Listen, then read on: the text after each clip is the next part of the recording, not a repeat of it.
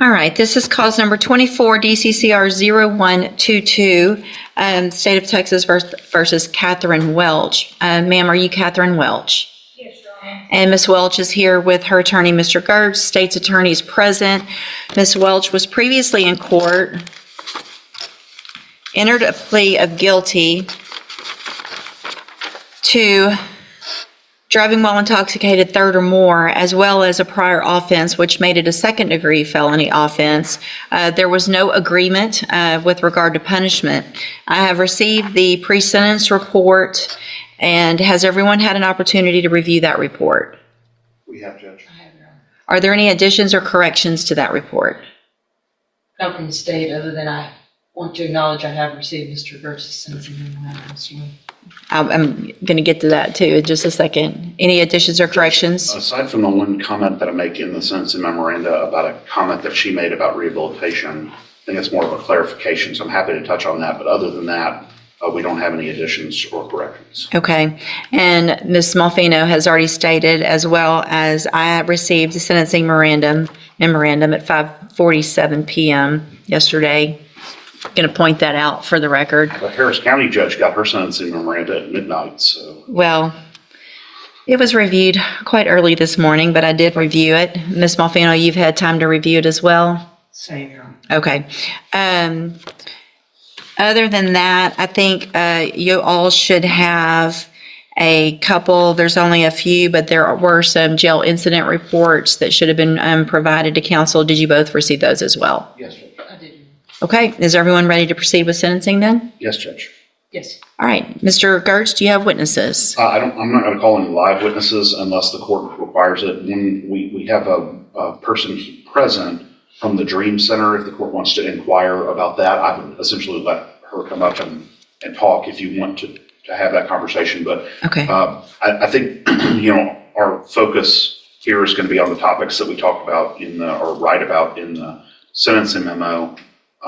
And, just sort of allowing, if the court decides to do what we're asking you to do, we are open and welcome to whatever the court requires of her Sure. to enter and successfully complete. We just wanted you to have that option on the table as well. That Okay. is an option that doesn't cost the court anything.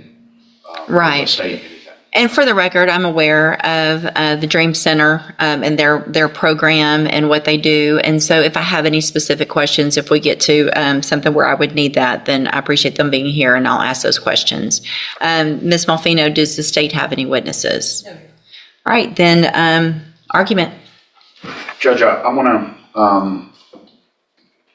I recognize this is a unique case and a unique ask that we're making here. This is not something small that we're asking the court for. I have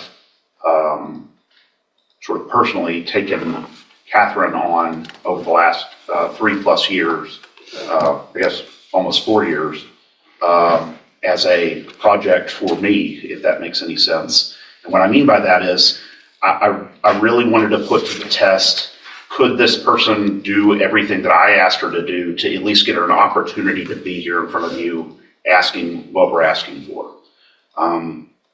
She exceeded my expectations by doing the 90-day inpatient rehabilitation.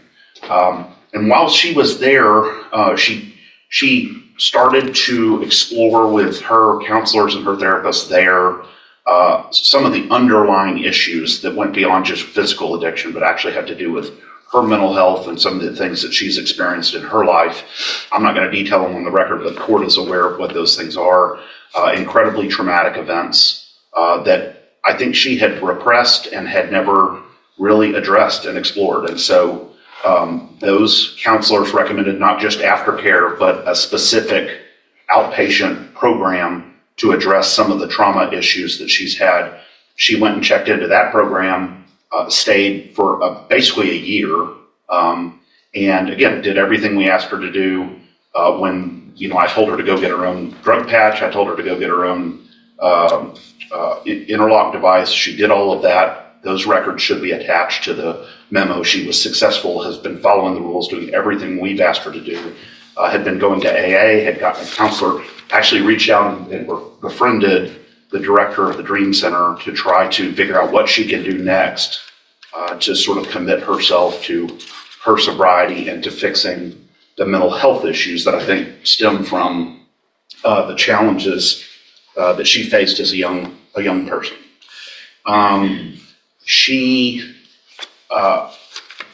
Sometimes it's easy to look at one side of the ledger, the rap sheet or the criminal history, and think that defines this person. What I have been fortunate enough to do is to really dig down and get to understand her as a human, and see that all the progress she's made, all the effort she's made, and see what she's done well and all of the problems that she's been addressing well. She's obviously very anxious about this day, but we've been looking forward to this day as well to be able to present that. And I want to go down on the bottom of page 2, address what I was talking about in the CSI. So that I'm not saying that this wasn't the words that came out of her mouth, but when she was asked by one of the examiners in the probation report, if she felt she needed treatment, she said she didn't feel like she needed treatment. She wasn't opposed either. I want to clarify what we mean by that. And I say this here, but what she would say, I think, is she did 90 days of detox rehab related treatment, has continued aftercare, has continued mental health care.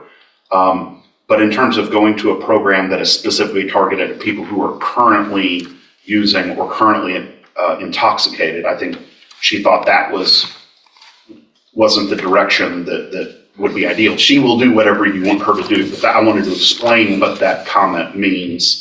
And so, because a lot of times, as you know, Judge, private rehabilitation programs will just reject you if you've been clean for 3+ years, as she has. And so they just won't even accept you at all. So I think that was just a misunderstanding or a miscommunication between the probation officer and Katherine. But nonetheless, she's willing to do whatever the court chooses here. Additionally, we've been in contact with her current parole officer. They are willing to keep her on parole instead of revoking her, depending on what the court does here. And so that was encouraging as well. I think we had the same kinds of conversations with them about her recovery and about her efforts. And so I think that was an encouraging sign from them. And then finally, Judge, you see, we didn't want to focus too much on support from the community because, again, this isn't just a run-of-the-mill case. This is a different focus. But she is married. She has a family. She recognizes the impact that all of this has had on her family and her relationships, the strain it has put on her husband, both financially and also emotionally. And she accepts responsibility for that, and is asking the court to consider this extremely rare position that we're asking the court to take here.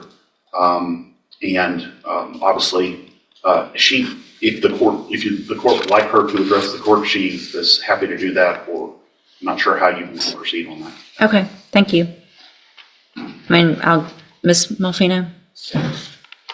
Judge, I don't envy the position that the court is in this morning. I do take very seriously the comments of Mr. Burks. I take him at his word for that, and I hope that all of those things are true. It's difficult for me as a representative of Jefferson County and the state and the citizens that were on the roads every day to stand up and say I agree with probation, but I don't disagree with the things that Mr. Gertz has said and the information that is in his sentencing memo.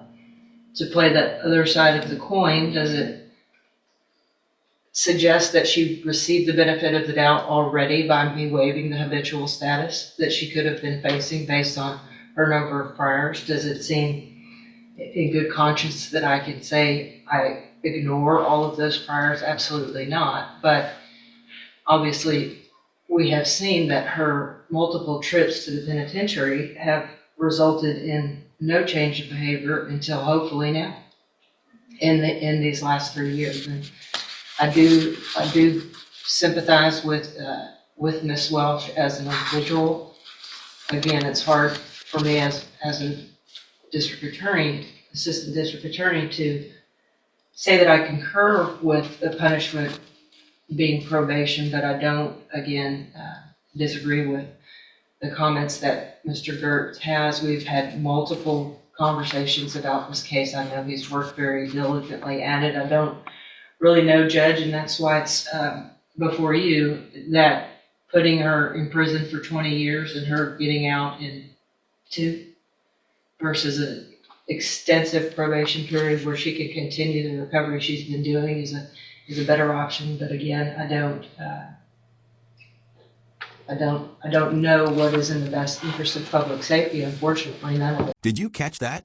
The prosecutor just said she doesn't disagree with the defense. In criminal law, that's like seeing a unicorn in the wild. The DA is effectively stepping aside and leaving the decision entirely on Judge West's shoulders. That tells me the state sees the rehabilitation too, but they're too scared of public backlash to recommend probation for a 10th DWI. Now Katherine is taking the stand for her allocution. She's visibly shaking, talking about numbing the pain with alcohol. So I would defer to the court's wisdom and whatever you think is appropriate based on the volume of information that you have before you. All right, thank you. Anything else? Would you like to say something, Judge? Your Honor, I just want to say that the past was fueled by drugs and alcohol. I take complete responsibility for that. I did not know from very young when things happened in my life that it could have been, some of it could have been treated and stopped earlier if I had gotten help for my mental health. That after I received this DWI, that helped me get myself to a place that I could go into a treatment program and deal with some of those past traumas. In the past, I didn't. I medicated and drank to just forget about the pain, just numb myself out. I didn't know how else to deal with that. And when I got on my mental health meds, and I have bipolar, I have PTSD, and my mind back then was very chaotic. And I just want to say, after I had my mental health meds, I was able to go through treatment at Santa Maria in Houston, and that place really saved my life. I did extensive 90-day treatment with trauma counselors. It was a trauma-informed community there. And also, when I completed that, I worked an outpatient program, but I still lived on their facility. I went to the sex trafficking and recovery program, and I was in that for about 8 months, where I got the state paid for the counseling for trauma still. And I just worked really hard in that. I got a job while I was in there. And then once that program was over, I moved to a sober living facility in Oxford House in Spring, and I worked there until I felt like I was strong enough to come home and do what I needed to do. And I was in the complete program for right out of a year. And I'm sorry, I'm very nervous today, and I know that my past record is, like Brian said, atrocious. But you know, the things that I had to deal with within myself from when I was a little girl, those are things that you don't go to prison, even in their programs there, that you don't talk about. It's just, you just don't. And I'm asking you, please do not send me back to prison. I want to move forward. I have moved forward in my life, and this year that I've been in jail has given me more time to think and know that I am definitely headed in the right direction. I have a sponsor. I attend AA at home. I had moved on with my life as far as I could with my sobriety. I mean, I knew this charge was out there. And I think I made some really good choices with my Mid-County AA friends. They've helped me a lot. And I am open to anything. I will abide by all the rules and do anything that's asked of me. And I think, I know now that I'm responsible and capable of taking care of my business and my life. Thank you.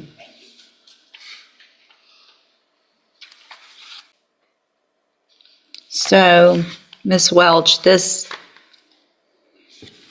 Malfino probably said it yet best, and I get this often, and they don't. Hold onto your gavels, because the emotional roller coaster is officially over. And now we get the hammer. Judge Raquel West just listened to all that trauma, all that recovery, and all those tears. But look at her body language. She's pulling out the numbers.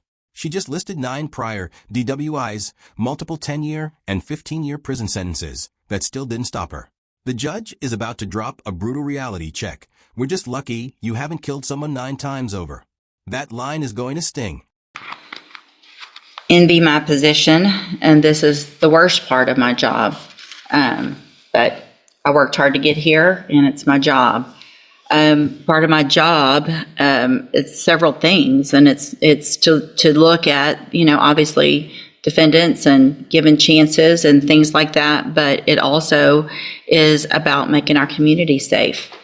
And I have to look back. This is your 10th DWI. It's not your 5th. It's not your 8th. It's the 10th. And while I understand the trauma that you went through, that you've been to Safe P 3 times, you've been given opportunities on probation where they were revoked.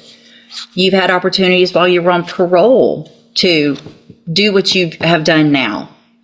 And while I appreciate what you've done, and I think that's great, and my goal isn't to to stop any improvement, but I can't, in my opinion, in good faith, go home tonight, look myself in the mirror and say I gave somebody on their 10th DWI that your last sentence was for 15 years in prison. The one before that was for 10. The one before that, you've gone to another 10 year back in 09. I mean, this goes back to the 90s. You got a 10-year sentence in 2011. While you're on parole for that one, you get another one. So they give you 15 years and you get out and you're on parole and you do it again. The fact is, we're just lucky that you haven't killed someone in our community 9 times over, being given opportunities. I just can't do it. I'm going to find that you entered your plea of guilty freely and voluntarily. I'm going to find and your plea of true to the prior offense. I'm going to find sufficient evidence to find you guilty, and at this time find you guilty of driving while intoxicated. I'm going to sentence you to a term of 18 years in the institutional division of the Texas Department of Corrections. You will receive credit on that sentence for any time that you've been in custody that the law gives you the right to receive. You're going to be handed a trial court certification that shows this was not, well, I guess there was an agreement because the waiver of the enhancement, which could have been a 25 to life, as Mr. Gertz said. So I'm going to hand you the certification that shows this was an agreement. You've waived your right to appeal. I'm also handing you a written admonishment regarding your ineligibility to possess a firearm or ammunition. Possession, because of the judgment entered against you, you're ineligible under Texas law to possess a firearm or ammunition. Possession of a firearm or ammunition could lead to charges against you. You should read the written admonishment I provide you. If you have any questions about that, you can talk to Mr. Gertz. And Ms. Welch, I take no pleasure in this. This is extremely difficult for me. I understand to some extent addiction, and I understand that you are on a better path. However, there have been plenty of opportunities in the past where you were on a better path and you got back out and you got back on our roads again. And so good luck to you, ma'am. Thank you, Mr. Gertz and Ms. Malfino. Court will be adjourned. And that's a wrap. Judge Raquel West just did one of the hardest things a judge can do. She showed empathy while still dropping the hammer. 18 years in TDCJ for a 10th DWI. Is it justice? The defense will say it's a tragedy because Katherine finally got clean. The prosecution will say it's a victory because she had 9 chances and blew them all.